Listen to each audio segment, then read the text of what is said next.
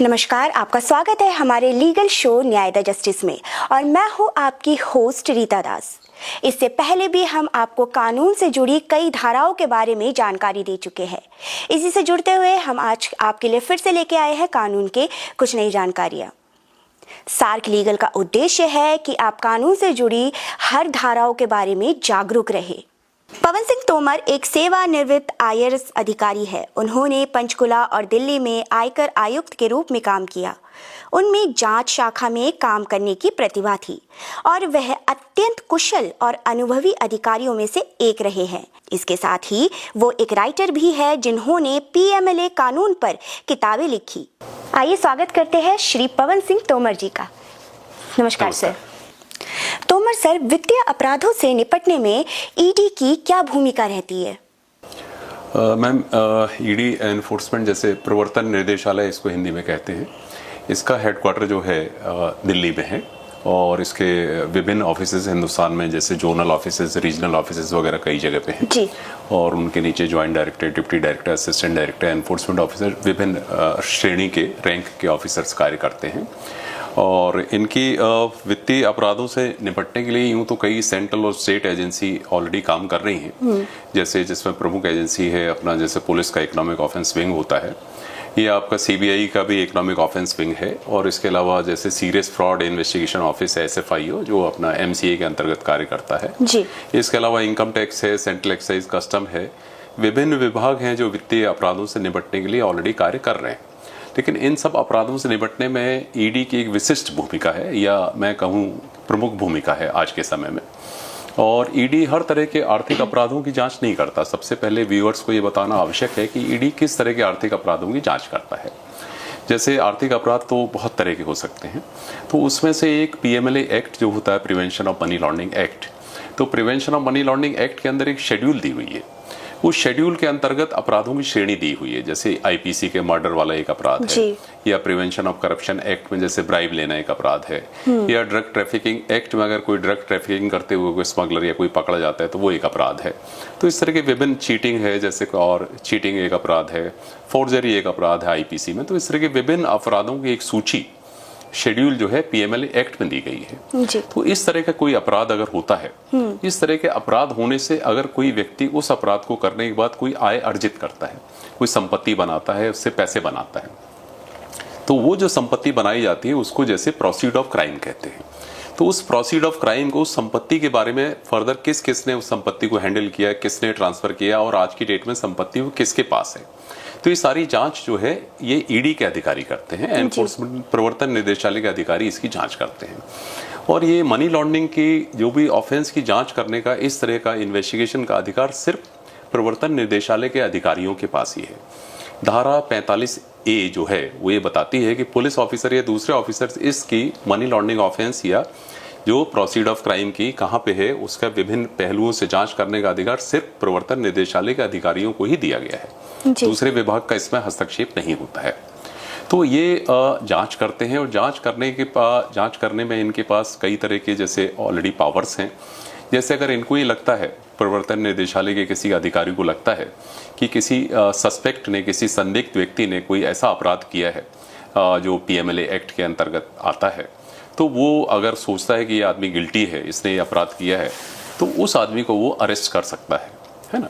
तो ये एक बहुत बड़ी शक्ति दी गई है इस तरह के अधिकारियों को, प्रवर्तन निर्देशालय के अधिकारियों को। और वो संदिग्ध को अगर अरेस्ट कर लिया जाता है पीएमएलए के प्रावधानों के अंतर्गत, तो फिर उसकी बेल होना बड़ा मुश्किल होता है, क्योंकि इसमें अलग बेल, नॉर्मल बेल के प्रोविजंस होते हैं, उसके अलावा एक ट्विन कंडीशन या दोहरी शर्तों का भी पालन करना पड़ता है। तो दोहरी शर्तें वो इस तरह से होती हैं कि जैसे एक सरकारी वकील को पहले अपोज करने का अधिकार होता है, और अगर सरकारी वकील अपोज करे तो फिर कोर्ट, जो स्पेशल कोर्ट होता है, उसको अपने आप को ये सेटिस्फाई करना पड़ेगा कि भाई प्राइमा फेसाई ऐसे ग्राउंड्स हैं कि उस आदमी ने ये अपराध नहीं किया है।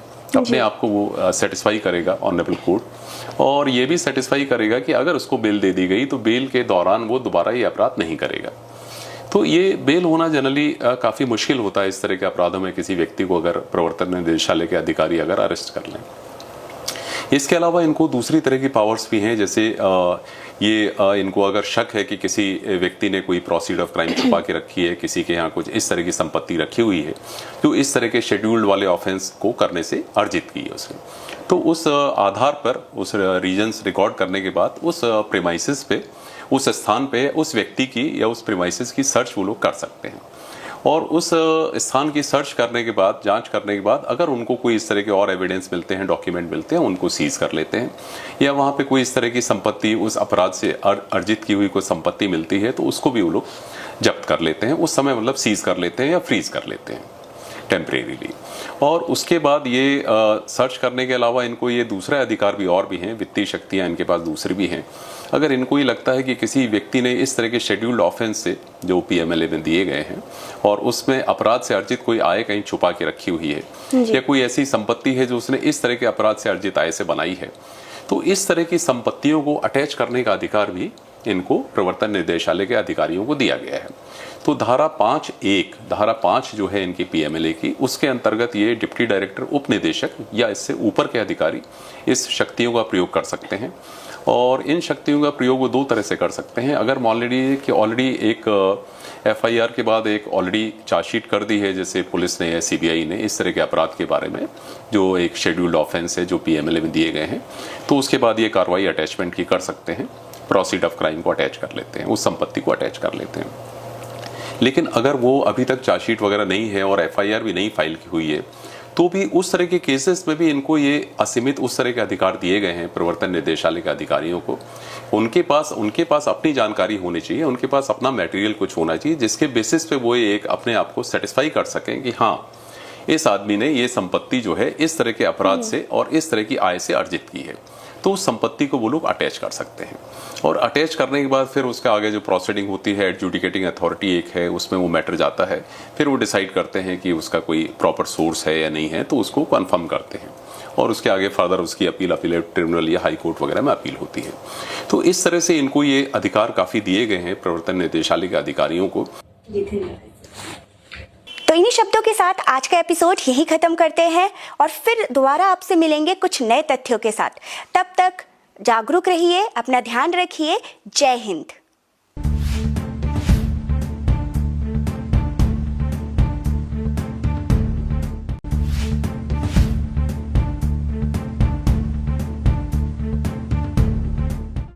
नमस्कार, स्वागत है आपका हमारे लीगल शो न्याय द जस्टिस में और मैं हूं आपकी होस्ट रीता दास। इससे पहले हमने आपको कुछ एपिसोड्स में PMLA से जुड़ी कुछ महत्वपूर्ण जानकारियां दी थी। आशा है आपकी PMLA से जुड़ी जो भी भ्रांतियां थी वो कुछ कम हुई होगी। सार्क लीगल चैनल का उद्देश्य है सिर्फ कानून से जुड़ी बेहतर नॉलेज देना और साथ में देश कानून को लेकर साक्षर हो सकेगा और साथ में उनके हितों की रक्षा हो सकेगी। तो चलिए जल्दी से मिलवाते हैं आज हमारे स्पेशल गेस्ट से और उनसे जानेंगे कानून से जुड़े कुछ राज। 41 वर्षों से बहैसियत वकील, सरकारी वकील और विधि सलाहकार रहे हैं। इन्होंने दिल्ली पुलिस, CBI और ED को बतौर विधि सलाहकार और लोक अभियोजक के रूप में उत्कृष्ट योगदान दिया है।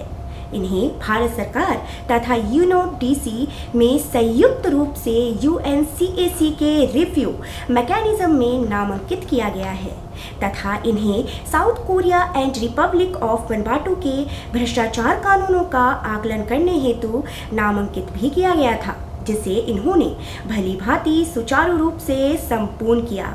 इसी संबंध में इन्होंने UNODC के वियना स्थित कार्यालय में कई सम्मेलनों में भारत का प्रतिनिधित्व किया और सम्मानित हुए। वर्तमान में सार्क लीगल में अधिवक्ता के रूप में अपना योगदान दे रहे हैं। सिंह सर, आपका फिर से एक बार स्वागत करते हैं हमारे शो में। सिंह सर, मनी लॉन्ड्रिंग के उद्देश्य क्या है और लोग मनी लॉन्ड्रिंग का सहारा क्यों लेते हैं? देखिए, ऐसा है कि भारत में इसके पहले भी कानून थे, जैसे कि क्रिमिनल लॉ अमेंडमेंट ऑर्डिनेंस 1944 जो CBI अक्सर इन्वोक करता है। उसमें जो भी इस तरह से इलिसिट मनी से जो भी प्रॉपर्टी उपार्जित की जाती है उसको सीज करने की पावर है, अटैच करने की पावर है, उसको एड इंटरिम अटैचमेंट ऑर्डर कहते हैं। वो डिस्ट्रिक्ट जज करता है। अब वो स्पेशल जज भी सीबीआई का एम्पावर्ड है करने के लिए जी। और जब अंततोगत्वा वो व्यक्ति कन्विक्ट हो जाता है तो वो सारी प्रॉपर्टी जो अटैच थी अटैचमेंट के अंतर्गत वो सरकार में विलीन हो जाती है। जी। लेकिन पीएमएलए एक ऐसा कानून है कि जिसमें कि इस तरह के धन का जो शोधन कर रहा है, लॉन्ड्रिंग कर रहा है, उसको नॉट ओनली के अटैचमेंट सीजर या फ्रीजिंग हो, but also he can be arrested and he can be prosecuted where punishment is not less than 3 years, which may extend up to 7 years of rigorous imprisonment. When it relates to laundering of money through NDPS Act, then punishment will go up to 10 years of rigorous imprisonment. तो actually क्या हुआ कि जो 26/11 में या उसके पहले जो WTC अटैक हुआ अमेरिका में, तो लॉन्ड्रेड मनी का ही इस्तेमाल किया गया। अब लॉन्ड्रिंग है क्या? तो बेसिकली क्या होता है कि अगर मान लीजिए फॉर एग्जांपल किसी ने 1 करोड़ रुपए कमाए फ्रॉड करके, अब वो 1 करोड़ रुपए बैंक में तो जमा नहीं करेगा। जी जी। KYC नॉर्म है। Branch manager of the bank will ask कि भाई what is the source of this money. तो वो क्या करते हैं कि उसको छोटे छोटे खंडों में विभक्त कर देते हैं। जैसे उन्होंने 10 लाख का शेयर खरीद लिया, 15-20 लाख की एक प्रॉपर्टी खरीद ली, 10-10 लाख रुपए के 4 अकाउंट खोल के उसमें जमा कर दिए। उसके बाद क्या करेंगे ये, वो पैसा वहाँ से वापस लेंगे और वापस लेने के बाद किसी प्रॉपर्टी में इन्वेस्ट कर देंगे। अब जब जिस इन्वेस्टिगेटर इन्वेस्टिगेट करने जाएगा तो वो पूछेगा, तो वो कहेंगे कि भाई आपने ये प्रॉपर्टी खरीदी कैसे? उनका साहब हमने वो शेयर बेचे थे, ये बेचे थे और जो प्रॉपर्टी ली थी पहले उसको बेचा था। तो इन्वेस्टिगेटर के लिए कई लेयर में जाना पड़ेगा। इसीलिए मनी लॉन्ड्रिंग में basically laundering is done in 3 ways। Academically यही होता है। पहला क्या है, प्लेसमेंट, वो पैसा इकट्ठा किया जाए। दूसरा है लेयरिंग, उसको कहाँ कहाँ कैसे कैसे सेट करना है। और तीसरा इंटीग्रेशन, आगे हो गया वही मनी। तो उद्देश्य ये होता है कि पब्लिक एट लार्ज को ये न मालूम महसूस हो कि इसका इस धन का जो सोर्स है वो क्या है। सोर्स तो है वही बैंक फ्रॉड, लेकिन उसको कई स्टेजेस में कन्वर्ट किया गया तो ये लगेगा कि भाई उन्होंने प्रॉपर्टी बेची, उसकी नई प्रॉपर्टी खरीदी।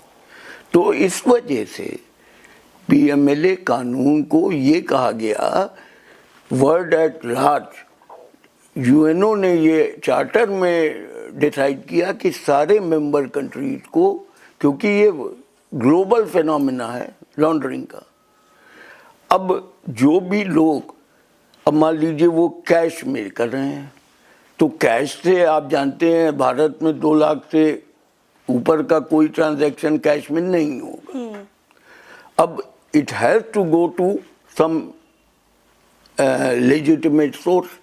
तो लेजिटिमेट सोर्स भेजने के लिए वो इस तरह की प्रक्रिया से गुजरते हैं। जी जी, धन्यवाद इसी सर। मेरा अगला सवाल आपसे ये है कि मनी लॉन्ड्रिंग की रोकथाम कितना आवश्यक है? देखिए, मनी लॉन्ड्रिंग की रोकथाम बहुत आवश्यक है। अगर आप इस एक्ट की टाइटल देखें तो टाइटल है prevention of money laundering act 2002। अब प्रिवेंशन ऑफ मनी लॉन्ड्रिंग में प्रिवेंशन सबसे बड़ी स्टेज होती है, इम्पोर्टेंट स्टेज। लेकिन प्रिवेंशन की स्टेज, प्रिवेंशन कौन करेगा, इस कानून में 2 डायरेक्टर बताए गए हैं। एक डायरेक्टर एनफोर्समेंट और director FIU, financial intelligence unit, right. जी। तो जो प्रिवेंशन की जितनी प्रक्रिया है, आपने सुना होगा बैंक में KYC norm, suspicious transaction report 10 lakh या उससे ऊपर का, ये रिपोर्टेबल है। अभी आपने हाल में सुना होगा कि RBI ने पेनल्टी लगाई बैंक के ऊपर, उन्होंने उसको फॉलो नहीं किया। तो ऐसे में ED का काम प्रिवेंशन का नहीं है, डायरेक्टर एनफोर्समेंट का, ये काम है डायरेक्टर FIU का। जी जी जी, धन्यवाद सिंह सर, आपने इतने मुश्किल सवालों का जवाब कितनी आसानी से और ट्रांसपेरेंसी के साथ दे दिया। इससे हमारी जो जनता है, जो व्यूअर्स है, उनको भी समझने में कानून की धाराओं को बहुत मदद मिलेगी। और आपके एक बार फिर से धन्यवाद हमारे शो में इतना कीमती समय देने के लिए। धन्यवाद। इसी के साथ आज हम अपने शब्दों को यही विराम देंगे और फिर से मिलेंगे एपिसोड में नए नियम और धारा की जानकारी लेकर। तब तक आप अपना ख्याल रखिए।